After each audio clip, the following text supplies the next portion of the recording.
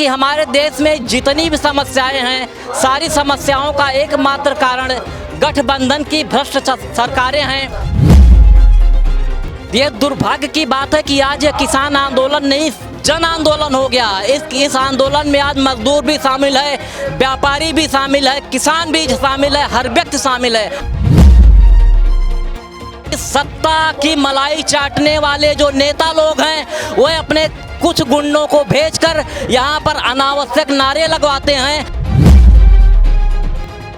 आज हमारे देश के सत्ता में बैठी हुई है नरपिशाच एंड कंपनी खालिस्तानी आतंकवादी कहती है।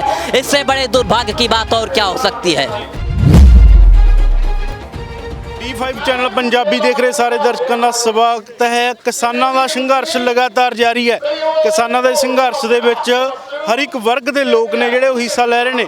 ਵੱਖੋ ਵੱਖਰੀਆਂ ਸਟੇਟਾਂ ਦੇ ਵਿੱਚੋਂ ਲੋਕ ਆ ਕੇ ਤੇ ਹਿੱਸਾ ਲੈ ਰਹੇ ਨੇ। ਸਾਡੇ ਨਾਲ ਅਯੋਧਿਆ ਦੇ ਇੱਕ ਵੀਰ ਨੇ ਗੱਲ ਕਰਦੇ ਉਹਨਾਂ ਨਾਲ। ਕਿੱਥੋਂ ਆਏ ਹੋ ਜੀ? ਕੀ ਨਾਮ ਹੈ ਜੀ ਤੁਹਾਡਾ? मेरा नाम कृष्णानंद तिवारी है। मैं अयोध्या से आया हूँ जी। ਕੀ ਕਹਿਣਾ ਸੰਘਰਸ਼ ਬਾਰੇ? ये संघर्ष तो मतलब ऐसा है, हमारे किसान भाई पड़े मतलब यहाँ पर हैं, किसानों का आंदोलन हो रहा है, लेकिन हमारी सरकार के कान पर जू नहीं रेंग रहा है। मैंने इस पर एक छोटी सी कविता लिखी है, अगर आप कहें तो मैं वो कविता आपको सुना दूँ। जी जरूर सुनाओ। मेरी कविता का शीर्षक है नरपिशाच। नरपिशाच से देश बचाना सबकी जिम्मेदारी है।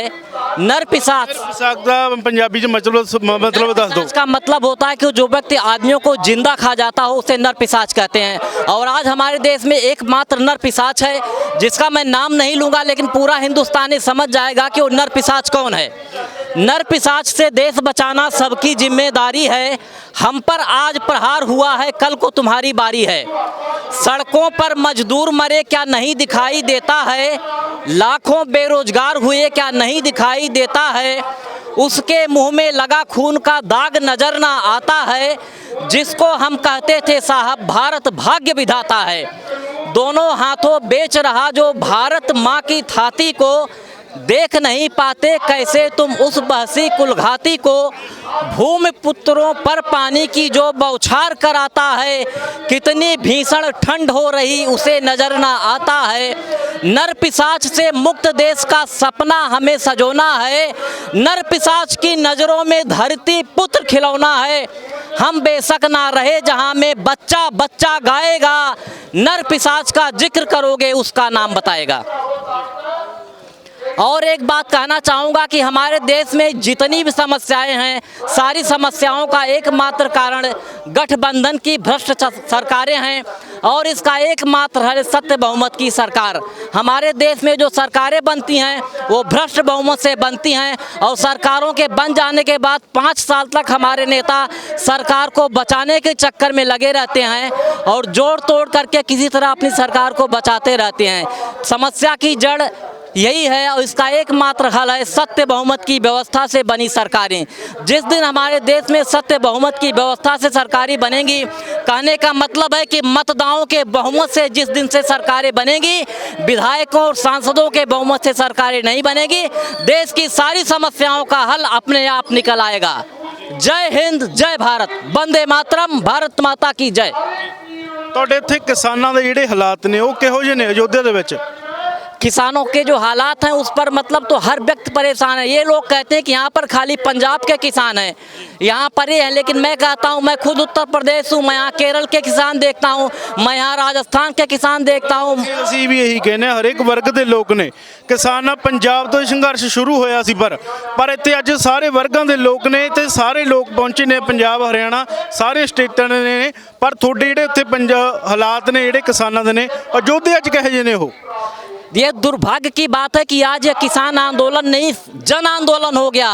इस आंदोलन में आज मजदूर भी शामिल है, व्यापारी भी शामिल है, किसान भी शामिल है, हर व्यक्ति शामिल है। बड़े अफसोस के साथ कहना पड़ रहा है कि सत्ता की मलाई चाटने वाले जो नेता लोग हैं, वो अपने कुछ गुंडों को भेजकर यहाँ पर अनावश्यक नारे लगवाते हैं और उनके नारे जो है मतलब मीडिया गोदी मीडिया के चैनलों पर दिखाए जाते हैं और वो कहते हैं कि ये किसान नहीं है खालिस्तानी है।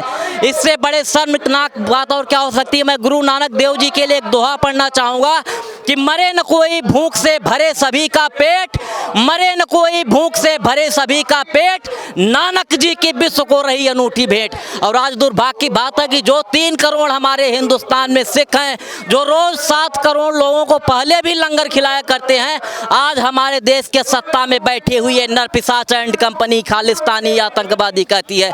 इससे बड़े दुर्भाग्य की बात और क्या हो सकती है।